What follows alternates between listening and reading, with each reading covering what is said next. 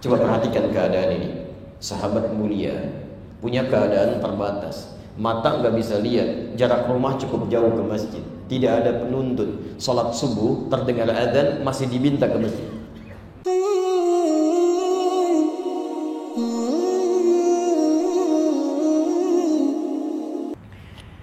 Ada seorang sahabat yang bernama Abdullah bin Abi Ummi Maktum, yang karena kemuliaan beliau ini diturunkanlah surah Abasa yang imam kita tadi bacakan dalam penutup salat tahajud tadi. Teman-teman sekalian, mohon maaf, mata beliau dhalim, tidak mampu melihat. Orang menyebutnya dengan buta. Fisiknya juga sudah mulai letih. Rumahnya cukup jauh dari masjid Nabi, tinggal di Madinah, Al-Madinah Al-Munawwarah. Tapi Masya Allah, dengan segala keadaan yang beliau alami, dengan ketetapan Allah Subhanahu wa Ta'ala, masih memiliki kegemaran untuk menunaikan sholat berjamaah di masjid.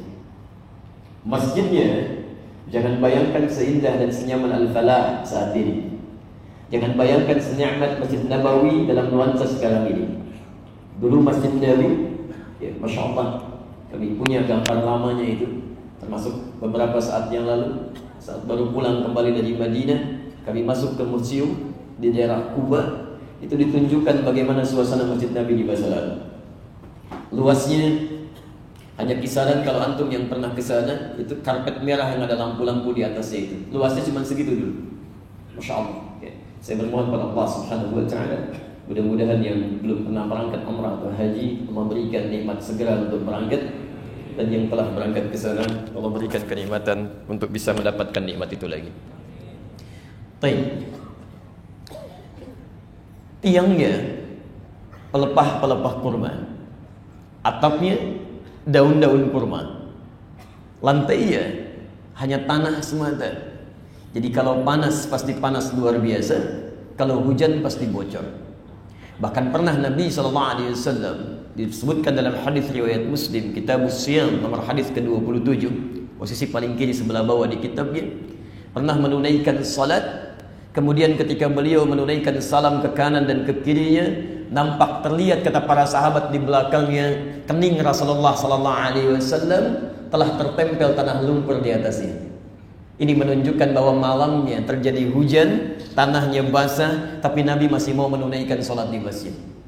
Anda bisa bayangkan, seorang Rasul, Nabi, dekat dengan Allah, manusia paling takwa, dijamin masuk surga tanpa hisab, surganya tingkat paling tinggi, masih mau menunaikan sholat di masjid dengan segala keadaan yang sangat sederhana itu, sampai-sampai keningnya terkena lumpuran tanah karena malamnya terkena hujan, masih mau sholat di masjid. Anda, Nabi bukan, Rasul juga bukan, tidak setakwa Muhammad SAW. Surganya masih belum jelas sampai dengan subuh ini. Hisabnya masih menegangkan, amalan masih belum berantakan. Kurang apa lagi?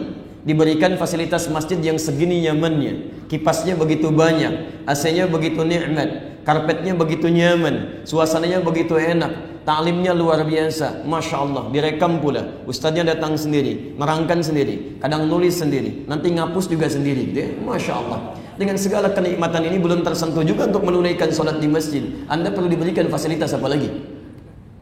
Tapi yang paling menarik, kita kembali kepada sahabat Abdullah bin Abi Ummi Maktum. Sahabat mulia ini adalah seorang ahli masjid.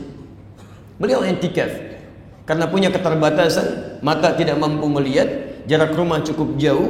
Akhirnya beliau nikmati ibadah di masjid dengan memperbanyak i'tikaf. Zuhur ke asar beliau tunggu, beraktivitas sekitaran masjid, kembali lagi. Maghrib ke isya jaraknya cukup pendek, beliau bisa i'tikaf. Hanya punya persoalan di salat subuh kemudian. Tayyib. Nanti kita lihat.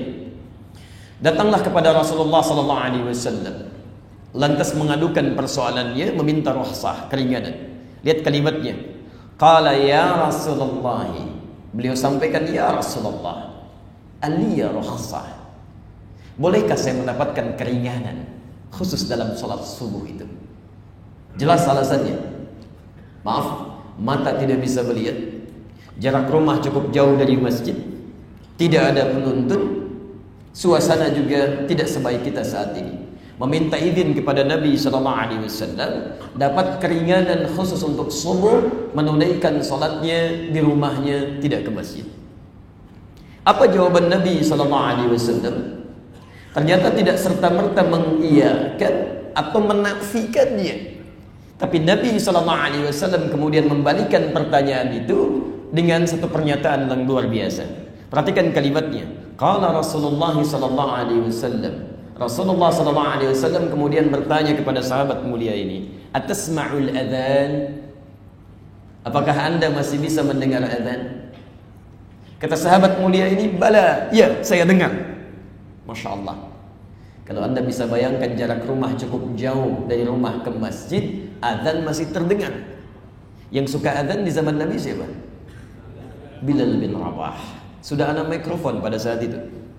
Belum. Anda bisa bayangkan, Masya Allah, adzan belum ada mikrofon, suara cukup terdengar jauh sampai orang yang rumahnya jauh dari masjid masih kedengaran juga.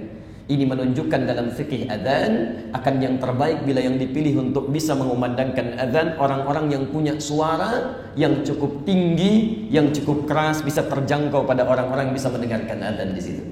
Jelas di sini? Yang penting bukan lagamnya, yang penting terdengar suaranya. Masya Allah, lagamnya bagus, tapi saking bagusnya kadang terlalu syahdu. Subuh ya, jam 4 sudah mulai disampaikan. Allahu Akbar, Allah. Masya Allah, blok tidur lagi. Yang penting bagaimana dia bisa bangun, ada suara yang cukup terdengar dengan baik. Bilal bin Rabah. Apa kalimatnya? Atasma'ul adzan? Apakah Anda mendengar adzan? Kata Abdullah bin Abi Ummi Maktum radhiyallahu ta'ala anhu, beliau jawab, "Bala, ya Rasulullah, saya dengar." Sekarang di sini poinnya. Perhatikan kalimatnya. "Ma dumta tasma'ul adzan fa'addiha fil masjid." Ma dumta tasma'ul adzan, selama masih Anda bisa dengar adzan, fa'addiha fil masjid, maka sedapat mungkin usahakan berangkat ke masjid. Tunaikan di masjid. Coba perhatikan keadaan ini. Sahabat mulia punya keadaan terbatas, mata nggak bisa lihat, jarak rumah cukup jauh ke masjid, tidak ada penuntut, salat subuh terdengar adzan masih diminta ke masjid. Pertanyaan saya, kalau Anda dalam posisi sahabat Abdullah bin Abi Ummi Maktum, dalam keadaan demikian, mata nggak bisa lihat, jarak rumah cukup jauh ke masjid, tidak ada penuntut, masih diminta ke masjid, bagaimana perasaan kita? Halo? Disinilah cara menangkap risalah. Ada risalah yang tidak harus ditangkap dengan perasaan. Jangan pakai perasaan. Perhatikan rumus sahabat, menangkapnya menggunakan iman. Ya, lihat cara menangkap sesuatu ketika menggunakan iman.